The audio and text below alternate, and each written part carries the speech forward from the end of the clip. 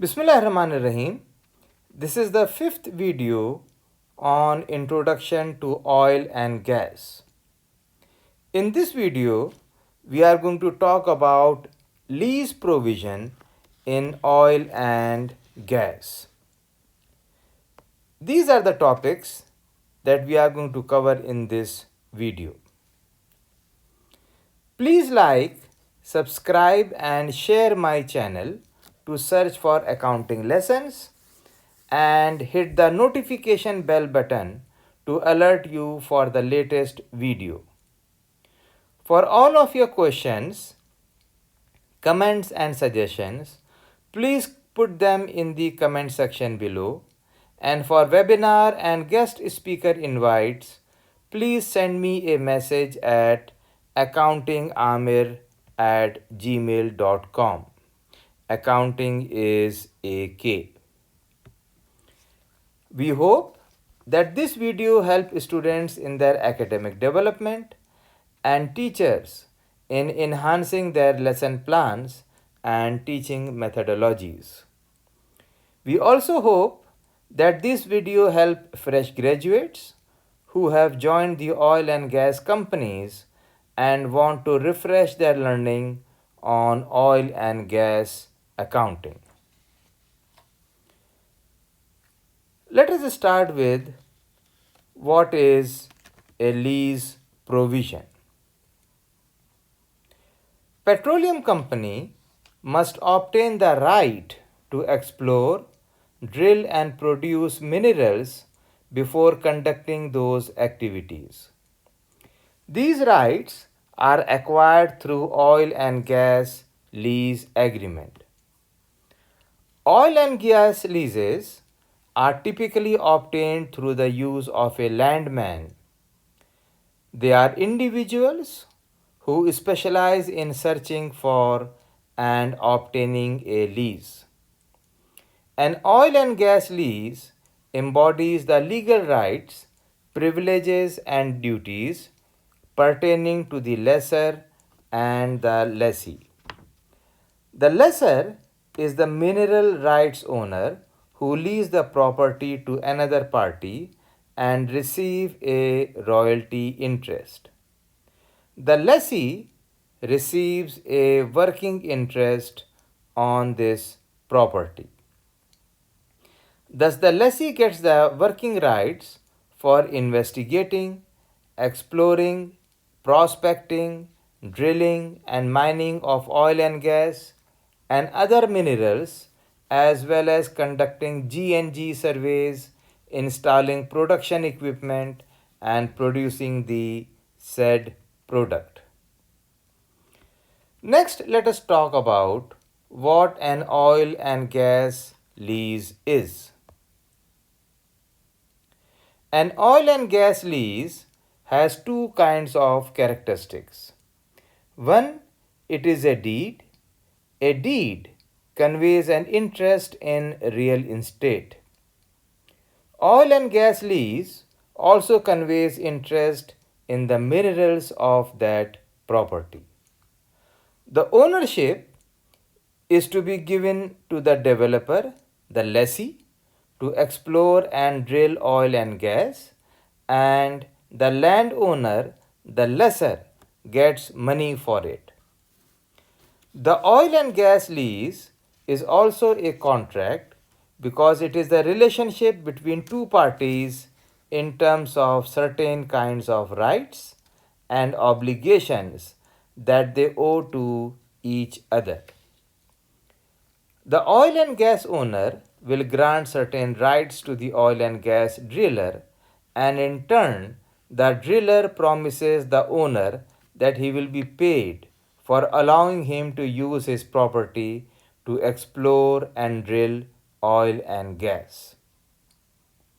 Next, let us talk about what is interest in oil and gas lease provision.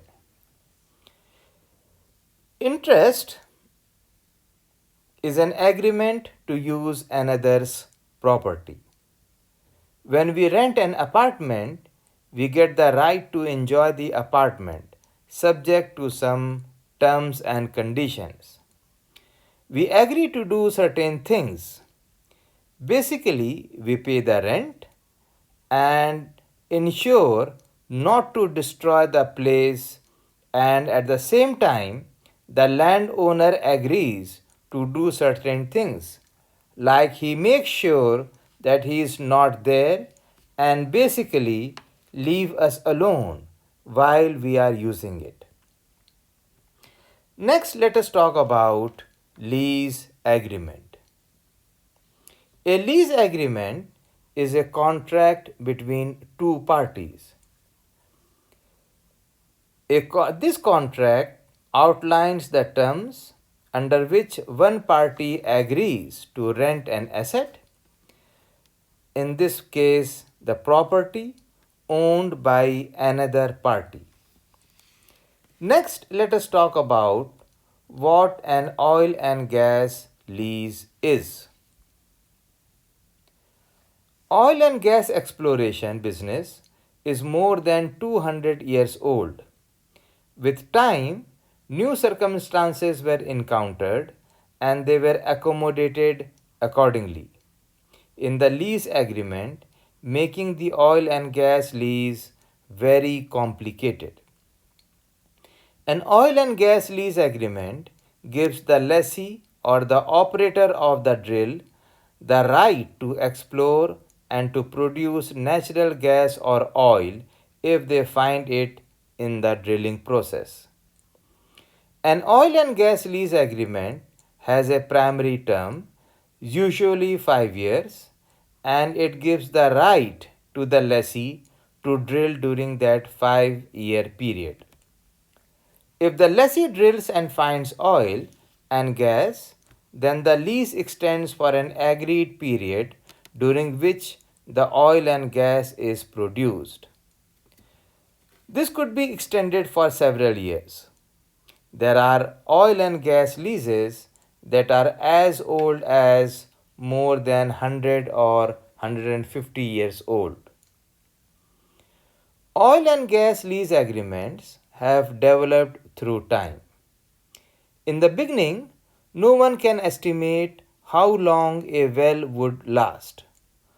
So there were just primary terms, but as the people began to figure out for how long they would last, say 100 years or 150 years or even more than that, the lessee would just have the right to keep producing the oil and gas and pay the mineral owner as long as the well is producing. So as the time passed by, new circumstances were encountered and new dimensions were added to the lease agreement, like the shut-in royalty clause.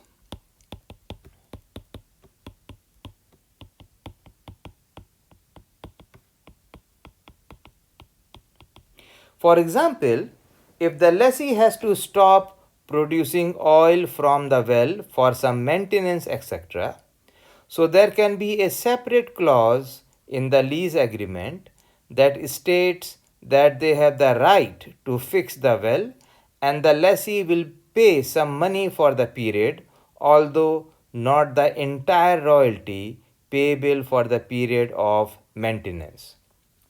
So new situations keep popping up and the lease agreements are adjusted accordingly. For example, with technological development in the field of oil and gas exploration, like horizontal drilling, more oil can be pumped, and the lessor would like to have some claim on such additional earnings by the lessee. So today, different considerations are taken into account, but the basic elements of the agreement do not change. The property owner is giving the oil exploring company the right to drill and produce, and that the oil company will be paying royalties to the oil and gas owner. Thus, oil and gas lease agreement is merely a contract between the two parties that gives the lessee or the operator of the drill the right to explore and produce natural gas or oil if they find it in the drilling process. It generally has the primary term and it will be for a period usually 5 years. Such agreement gives the right to the operator to drill during that 5-year period. If they do drill and they find oil and gas, then the lease extends throughout the period during which the oil and gas is produced. Next, let us talk about what does the lessor get by signing the agreement. Lessor is the property owner and the lessee is the one who wants to explore. Historically, the lease agreement would be for 5 years primary term, and for this period, the lessee would agree to pay rent, technically called a delay rental, for a certain amount of money, usually calculated on a per acre basis. Now, when the lessor signs the agreement, initially he may get a signing bonus amount, and now it has become common for the lessee to pay that money up front. For example, the lessee wants a lease agreement for a period of 5 years, so he is going to pay the full 5 years of rent right now, and depending upon how valuable the property is in the lessee's development plan, there may be additional signing incentives. Next, let us talk about what will happen if the lessee don't drill on the property, but still they are producing oil and gas from the property. Now, this is a very interesting situation in oil and gas lease agreement. The lessee has entered into a lease agreement for a period of 5 years, and the lessee states that they are not drilling on the property, but actually they are producing oil and gas from the property. This means that the oil and gas lease agreement does not contain a unitization clause or a unitization agreement, which says that one of the right that lessor gives to the lessee is the right to combine the land with adjoining land to create what is known as drilling unit. Think of the traditional method of drilling. Oil and gas well is to drill a hole from the surface, and they may be drilling from this to some place down under the ground, under one tract of land. But with the horizontal drilling, the lessee can drill out under adjacent properties too. So the oil and gas may be flowing out from one hole, but lot of different tracts may be contributing to it. If the lessee is going to operate in this manner, then he need to sign an agreement with all of the affected oil and gas owners, where all the lessors and the lessee agree that the lessee have one hole on one property only, but the money will be shared by all the adjacent property owners. So the lessor must ensure that the lease agreement has a unitization clause in case the lessee will be doing horizontal drilling, so that the interest of all the lessors is safeguarded. Next, let us talk about the rule of capture. Suppose there is a tract of land with the oil and gas reservoir under these two leases.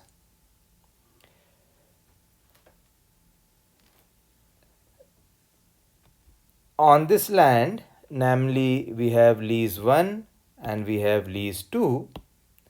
Lease 1 has 2 oil wells, while lease 2 has only one oil well. The rule of capture states that the first person to capture a natural resource owns that resource.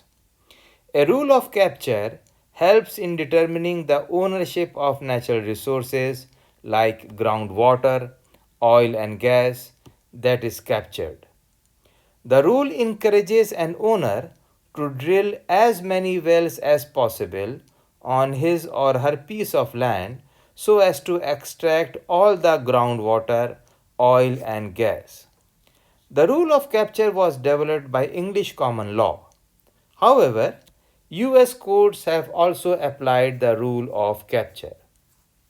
So, as long as the lessee has drilled on the lessor's property, he can produce the gas or the water from that well, even though it may be draining from another's property. The landowner of the adjacent land need to find someone who can drill a well on his property too in order to capture his part of oil and gas. This rule is applicable not only to conventional drilling but also to horizontal drilling. However, in case of horizontal drilling, if the well bore is drilled through the neighbor's tract,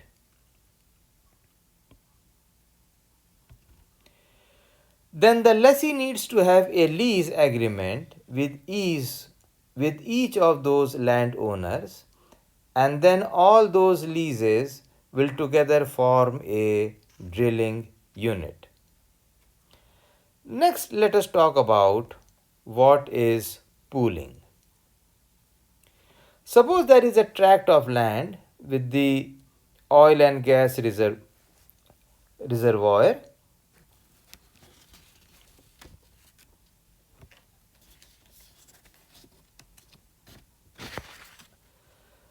So, pooling is the joining together or combination of small tracts or portions of tracts to create sufficient acreage to receive a drilling permit for the purpose of sharing the production from the pooled unit among the pooled interest owners. Often pooling is done voluntarily, that is, interest owners agree to the benefits of the combined acreage. Most oil and gas leases contain provisions allowing the lessee to pool the acreage covered by the lease. Sometimes this right is virtually unlimited. So a lease may be having enough leases. A lessee may be having enough leases in a row, and he can drill many wells in different directions horizontally from one point to optimize production. So, if a lessee wants to negotiate an oil and gas lease with the landowner, it is not really the decision of the lessor, as at least some of that is going to be taken whether the lessor agree or not. Recall the rule of capture. Although no one will be actually doing any drilling on the property of this landowner, it is possible that the oil and gas company have a drainage area, and so depending on the nature of the well, it will drain a certain area, and it is possible that the well could drain gas from an adjoining tract. Next, let us talk about what is royalty in oil and gas lease provisions. Royalties in oil and gas terms is the money interest that comes from selling the oil or gas. Historically, for whatever reason, the money was divided up into eights. So typically, the lessor, the owner of the oil and gas, would get 1 upon 8 of the money that came from selling the oil or the natural gas, and the driller would keep the remaining 7 upon 8 of the money. These fractions have changed over the last couple of years as lessors have recognized that this acreage is very valuable to a drilling company, and so therefore he demands more. Some experts define royalty as the money that is coming because of the contractual relationship. So the meaning of royalty keeps changing, and I would prefer to come up with a general explanation of royalty.